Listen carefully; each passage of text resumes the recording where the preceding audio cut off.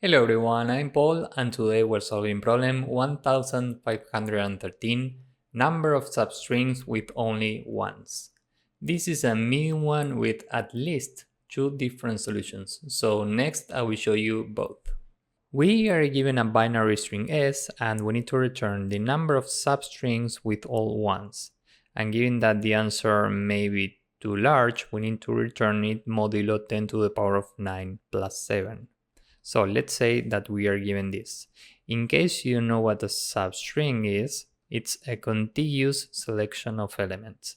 So we can form a substring with these 3 elements or with these 2 or with these 4, but we can't form a substring with these 2 elements because they are not contiguous. So let's say that we are iterating this from left to right. First we are here. And whenever we find a 0, we can just continue. We don't care about zeros. So next we are here. And here we have 1, 1, and then we have another 1. Now the question is, how many substrings do we have in these two ones? Well, we have 1 here, we have another substring here, and we have a third substring here. So we have 3 in total. Now the question is, how can we get this number? And there are at least 2 ways to get number 3 here. We can keep track of the number of ones that we have already seen. So when we are here, we will have a variable which we will call ones. This is initially 0. And when we are here, given that we have a 1, now we have 1, 1. Okay? And the result is initially 0. And each time we are adding the amount of ones that we have already seen to the result. So right now the result is 1. Now we are in the next element and now we have seen 2 ones, so we replace this with 2 and we add to the result the total amount of ones that we have already seen, meaning 2. And 1 plus 2 is 3. So that's how we can reach number 3. Now here we have another 0, so we can reset this back to 0. And now we have 3 ones, so we do the same as before. We are standing here and this is the first one in this sequence of ones, so we update this and we add to the result the amount of ones that we have already seen in this sequence, so this is 4. Now we are here, so we add 1, 1 here, this is 2, and we add this amount of ones to the result, this is 6. Finally, we are here, we have another 1, so we add a 1 here, this is 3, and we add this amount of ones to the result, this is 9. Now we reach the end of the loop and return the result 9. And these 9 substrings are this, this, this, this,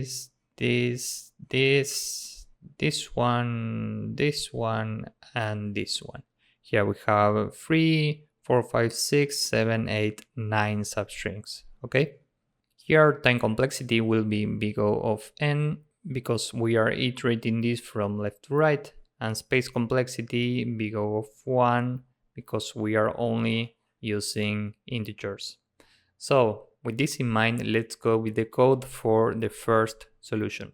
First, we will store the mod value here. We need to return this modulo 10 to the power of 9 plus 7. This is in the problem description. And the amount of ones is initially 0, result is initially 0.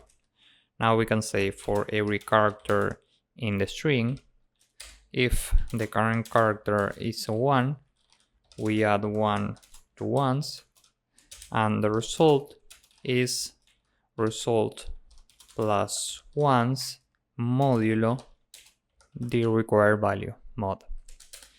Else, this means that the current value is 0, so we can reset ones back to 0.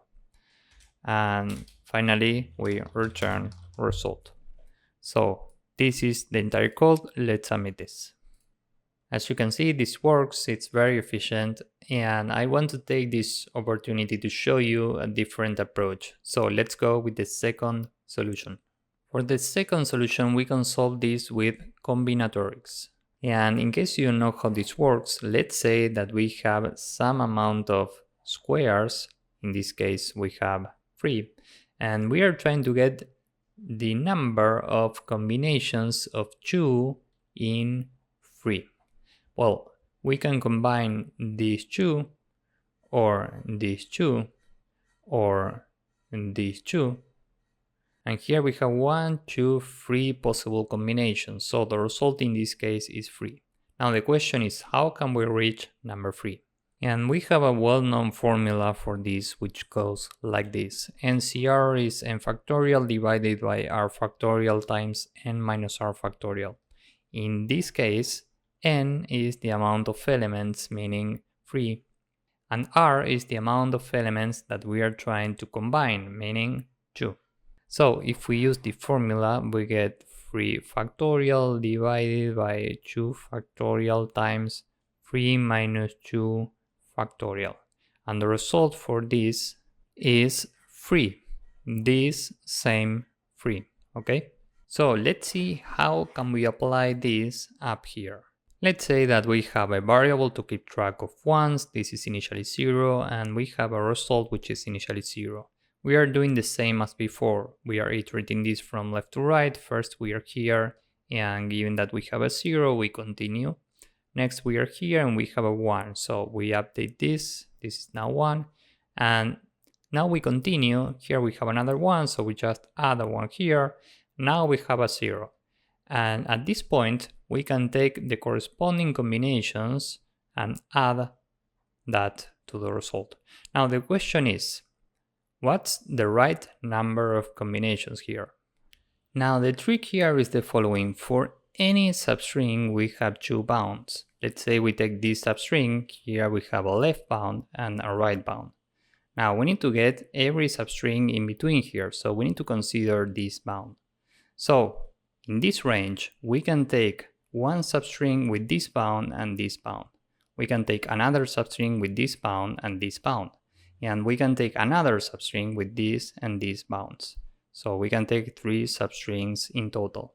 And in case you didn't notice, this is 3C2. We are taking every combination of 2 bounds in 3 possible bounds, okay? So we can just add to the result the amount of 1s plus 1C2 every time. And for this example, 3C2 is 3. So we add 3 here. Now we can continue with the next elements. Next we are here, and given that we have a 0, we reset the amount of 1s back to 0. Next we are here, we have a 1, this is 1, here we have another 1, this is 2, here we have another 1, this is 3. Now we reach the end, and given that the amount of 1s is greater than 0, and we have 3, we can add substrings to the result. So how many substrings should we add? Well, we need to add the amount of 1s plus 1C2. And this is 6. And what this means up here is the following. We have this, and these bounds. Okay, we have 4 bounds. And we are taking every combination of 2 in these 4 bounds. So we have also this and this. So here we have 1, 2, 3, 4, 5, 6 different combinations. So we add this to the result and finally return 9. So now let's go with the code for this second solution. First, let's comment this. And we are doing something very similar. For every character in the string, if the character is a 1, we add 1 to 1s. Else, we say that 1s is 0 again. Now, before doing this, we need to add to the result the corresponding number of combinations. In Python, we can use this method. And remember that n is the amount of 1s plus 1, and r is always 2. This is modulo mod. Now, after we end this loop, if the number of 1s is different from 0, we need to add to the result one more combination. This is the combination for the last sequence of 1s. This is the same as before.